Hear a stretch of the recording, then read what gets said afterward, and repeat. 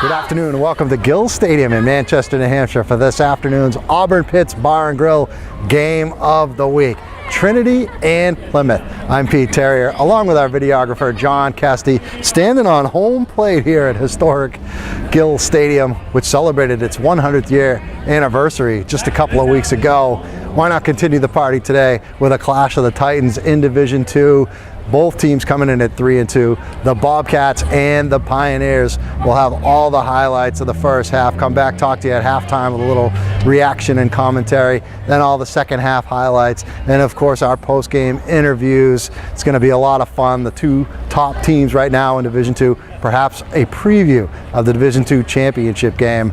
Very, very likely that the winner of this game would get home field advantage in that championship game, certainly in the playoffs when they roll around in early November. Can't wait for this one. Our Auburn Pits Bar and Grill Game of the Week. It's Plymouth, it's Trinity, right here at Gill on nhsportspage.com.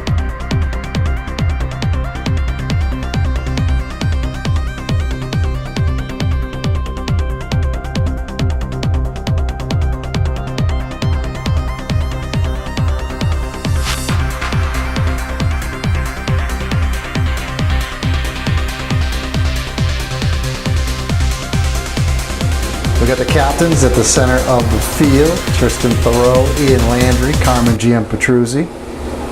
For Plymouth, the captains, Colin Sullivan, Jared Keel, John Thomas, and Kyle Reiser. Awaiting the coin flip to start this one, Plymouth against Trinity. Trinity has won the toss. They have elected to receive. They will defend the west goal. First and 10 Plymouth on the Trinity 41. Another handoff to the fullback Keel, and he is forward for another 11 yards and another first down. Thomas to the left, Keel to the right. The pitch to Keel, running right. He's across the 5, still on his feet, fighting for the end zone touchdown. Jared Keel gives Plymouth an early 6-0 lead.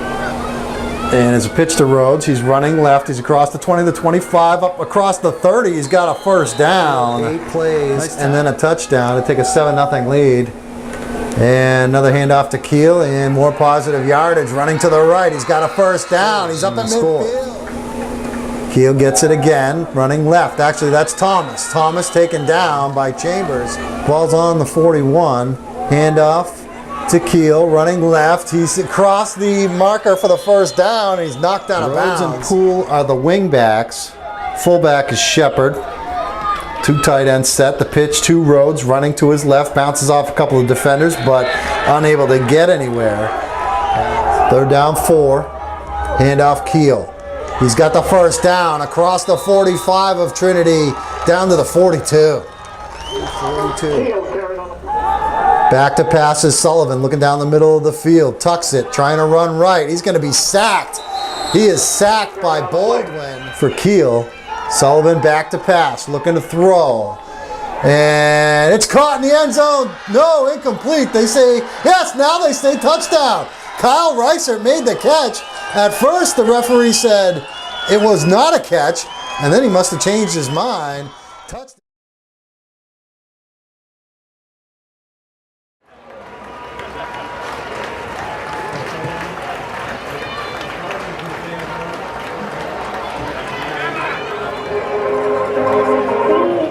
Time of our Auburn Pits Bar and Grill Game of the Week. 14-0 Plymouth on top of Trinity.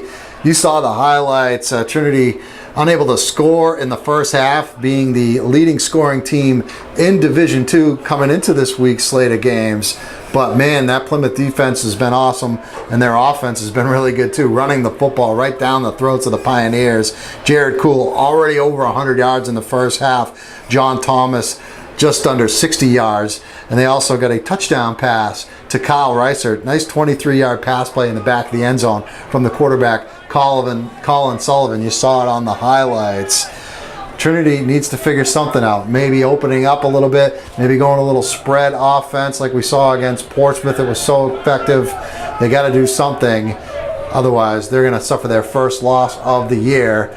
It is our Auburn Pits Bar and Grill Game of the Week here on nhsportspage.com. And don't forget, You can buy the full DVD of this with all my play-by-play, all the highlights, all the post-game reaction and interviews right here on nhsportspage.com. Just click the DVD tab to find out more information on that. 4th down and 2. 4th and 2, you would think punting situation for sure. But I don't know, they may be trying to go for it here. They are going for it. This is the utmost confidence, unless they're going to drop back and quick kick it. But Giampetruzzi's under center, 4th and 2 from his own 10. The pitch to Poole, needs 3, not going to get it. Got a yard, and Plymouth is going to take over at about the 12-yard line of Trinity. Gutsy call that backfired on Coach Steve Barnes. Rhodes in on the play for Trinity. Ball's on the 4. 4th down and 2. So they need to get it to the 2 for a first down. Sullivan goes forward himself. He's in. Touchdown. Colin Sullivan. 4 yards. 2nd down, 7. Poole in motion behind Giampetruzzi, who's back to throw. Looking left. It's going to be picked off by Sullivan. What a play by Colin Sullivan. Took it away.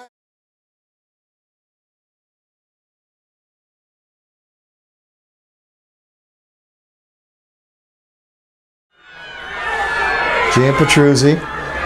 Rhodes gets the pitch. Rhodes runs it across the 45, across the 40, down the right sideline. Rhodes inside the 25, down to the 22. Giampetruzzi under center. Hands it to Rhodes, hitting the backfield, taken down for a loss. 3rd and 13. Giampetruzzi back to pass. Pressure. He's going to be taken down by Reichert. He's all the way back to the 35-yard line.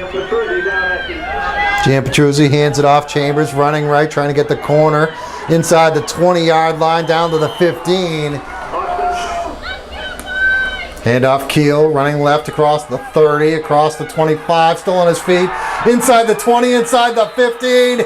Jared Keel chugging away, has the ball. Sullivan barking out the signal. Pitches right. Keel running right. Corner of the end zone. Touchdown, Jared. Sacked. Ball loose. Reichert crawls for it. Gets it at the 10. Pitch Keel running right. Across the 10. Across the 5. Into the end zone. Another touchdown. Jared Keel. 44. His 3rd of the 2 minutes, 10 seconds left to go. Handoff goes to Saiku Ba. And he's going to be inside the 20. And he's got himself a touchdown. Plymouth destroys Trinity 35-14 here at Gill Stadium in Manchester, staking claim as the team to beat for sure in Division 2.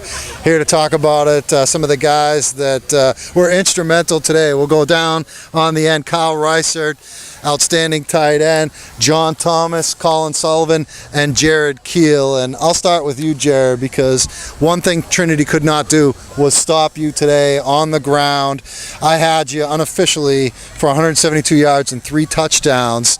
It's kind of nice when you know that you can get your number called and you're going to get positive yardage each and every time.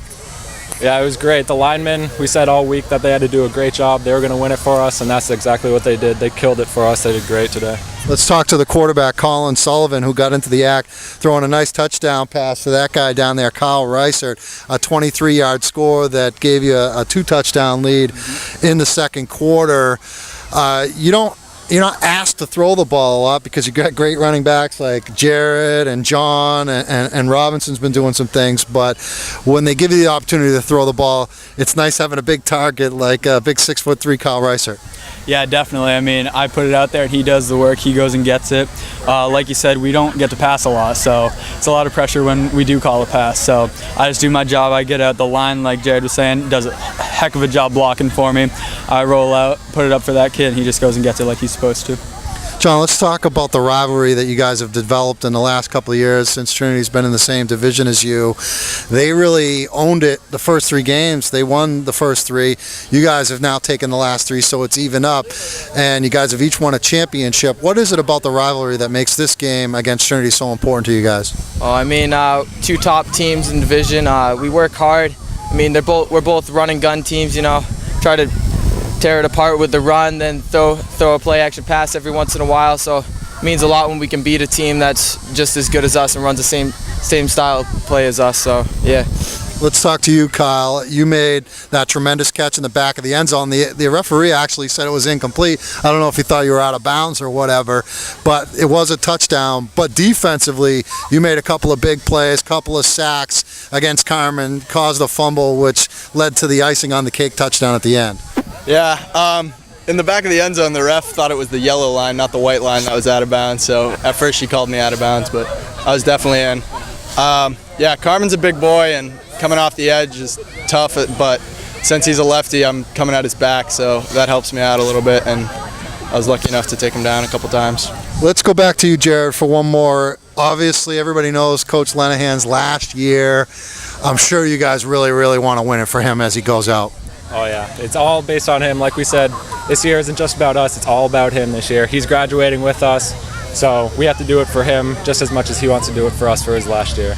And let's go to you, Colin, for this one. You guys, not a lot of people get to see you coming from the north, especially people down here in the southern part of the state. I had Trinity, I actually picked you guys to lose this game to Trinity on our website. I hadn't seen you in person. Now I know, but what can you say about how good this team is and how you could compete with anybody really in the state, despite the division? They are one very good team. We owe it all to our coaches. They do a great job preparing us throughout the week. Our scout team, they do a good job too, running Trinity's plays and giving us a look on their defense too. They do a great job. Some people say we may be able to compete in D1, but who knows? I mean, we just take it. We don't care who we're playing. We just take it week to week. Our coaches help us out getting ready, and we just get the job done on Saturday. Who's up next for you, John, next week? Lebanon, I think. I don't really know. At Lebanon? Game by game. So you're not looking ahead to 2 weeks for that game against Portsmouth, are you, Kyle? I mean, yeah, it's in the back of my mind, or our minds, but we definitely take it 1 week at a time. Last week when, we had Trinity coming up in the future, our coaches reassured us, making sure that we were thinking about this week, not next week. We can deal with next week when it comes. So there you are, the Plymouth Bobcats, 4-0, knocking off Trinity 35-14 in our Auburn Pits Bar and Grill Game of the Week. Guys, thank you.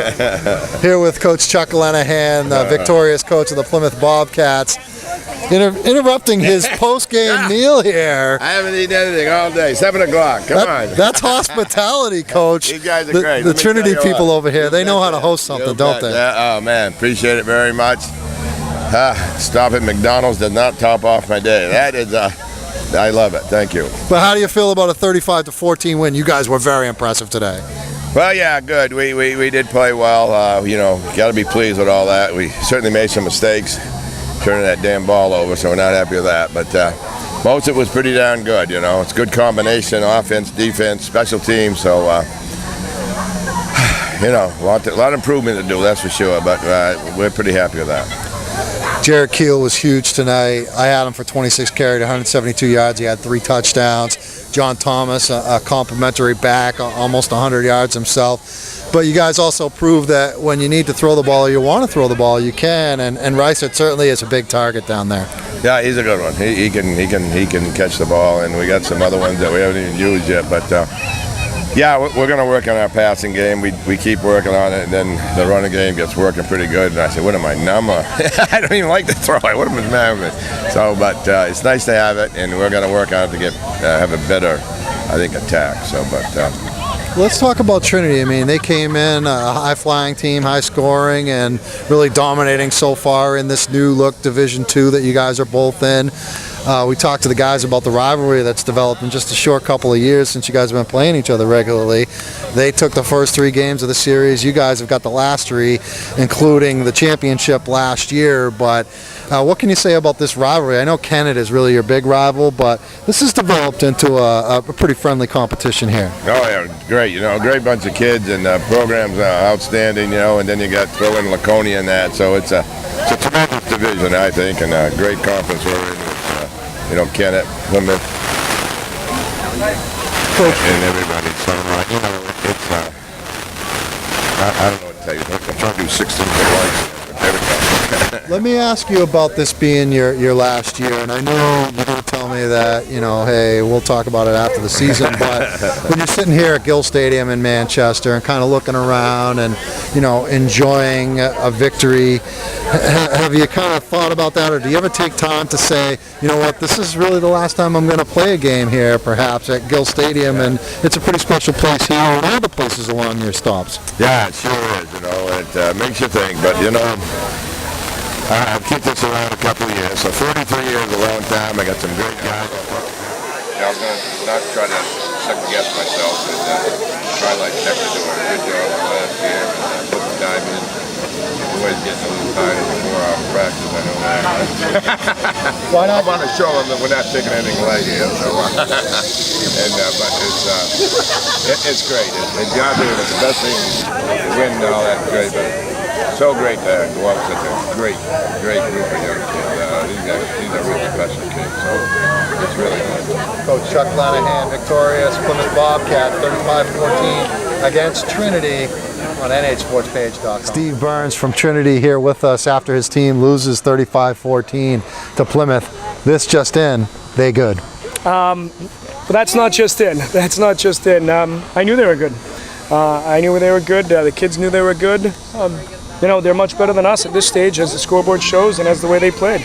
They're a good football team, and great team for Chuck to go out with. That's for sure. To me, the backbreaker, the way you guys played in the first half, really until the final seconds, you were only down 7-0. They score that touchdown on the pass play at the back of the end zone. You're down 14-0 at half. To me, that was kind of a backbreaker for you guys, because going in 7-0, obviously not nearly as bad as going in 14-0 at halftime. Oh, agreed. And, a great play call, a little play action, and they hit, Kyle in the back of the end zone. I said all along, he's one of the best players in the state. He could be starting for Exeter, he could be starting for Pinkerton, Bedford, name a team, and he could play for him. He's disruptive on defense. He's a great pass catcher and a great blocker on offense. I'd take him right now, that's for sure. But our kids were flying up. They wanted to, stop it. They didn't want to give up another touchdown, and they caught us over the top. Great play call. Let's talk about the decision in the third quarter. You guys are 4th and 10 on your own 10. 4th and 2. 4th and 3. Sorry, on your own 10. Whatever. 4th and 2. You only got 2 out of the 3 you needed, and they get the football on the 12 or whatever it was, and a couple plays later they're up 3 scores instead of 2. I'm guessing you felt confident you guys could get that, and you've proven over the past few years you can pick up a 4th and 2 or 4th and 3, but you didn't get it, and they had prime field position, and they ended up scoring. They made you pay. Yeah. If we get it and we go on to drive, then then I'm a hero. If and the kids are heroes. If we don't, then I look stupid on the play call. But I'll take that one. That one's on me. And thought we could get it. We didn't. And that did hurt, obviously, because we come down and we score on the next possession, and it's 21-6. Instead of forcing them to drive a full field. So I'll take that one. That one's on me. What about the mindset of the team now? I mean, you guys are so on a high coming in and 3-0 and dominating. Really, and I know you won't admit this, but the toughest part, as the way I see it, of your schedule is behind you now. The rest of the games are games that you should win, the way we see it in the media world. I know that you can't look at it that way, but how do you get your team and convince them that, hey, you know what, this is one loss and now it's over, it's time to move on? One of my coaches always tells me, hey, 24 hours. You get 24 hours, coach, and whether it's to celebrate a win or it's to lick your wounds after a loss. And I told the kids that, 24 hours. Tomorrow we got to put this behind us. Get a good film session Monday, and get right back after it. I wouldn't say the toughest part of our schedule is behind us. We still got some real good football teams coming up. St. Thomas is 3-0. I know the win-loss record. They won again today, so make them 4-0. They're 4-0, and Coach Kumba's always ready to go. I talk to him all the time. Great guy, great staff, great team over there, great program. We've got them, and even some of the other teams. I don't care what their record is. They're going to come to play football. We had a bunch of weaknesses shown today and everything, and teams are going to look to exploit them. I'd say the toughest part of our schedule is right now. Coming off this loss, we got to lick wounds and get ready for a game Friday night. We got a short week now. He's a stand-up guy. Steve Burns from Trinity coming and talking to us after the loss against Plymouth. We appreciate it. Oh, thank you for everything you do, Pete. Thanks, Coach. Plymouth comes into Manchester at Gill Stadium and knocks off Trinity from the ranks of the unbeaten 35-14, and they did it impressively on offense with a dominating running game. I had Jared Keel for over 172 yards rushing, or 472-yard rushing, and 3 touchdowns. John Thomas also up near the century mark in rushing as well, as they just pounded it right down the throats of Trinity all day long. And they had the one big pass play, a 23-yard touchdown from Colin Sullivan to Kyle Reisert. Trinity unable to put first downs together. That Plymouth defense was real dominating, led by Reisert, Jared Kuhl. Colin Sullivan had a highlight film interception on defense as well. You saw the highlight of that. For Trinity just not being able to get much done offensively. Couldn't put drives together, or really just struggled. They did score an impressive touchdown run near the end of the game with 2 minutes left. Saiku Ba, 44-yard touchdown run. He got the 2-point conversion run as well to make it a little bit more respectable at 35-14. But it did come against the Plymouth backup defense. But Trinity's got to go back to the drawing board. The toughest part of their schedule is now over. They've already faced Portsmouth and Milford and now Plymouth. Plymouth still has a tough one coming up in a couple of weeks when Portsmouth pays a visit to them in the land of Lenahan. But this made a statement for Plymouth. They are the team to beat right now in Division II.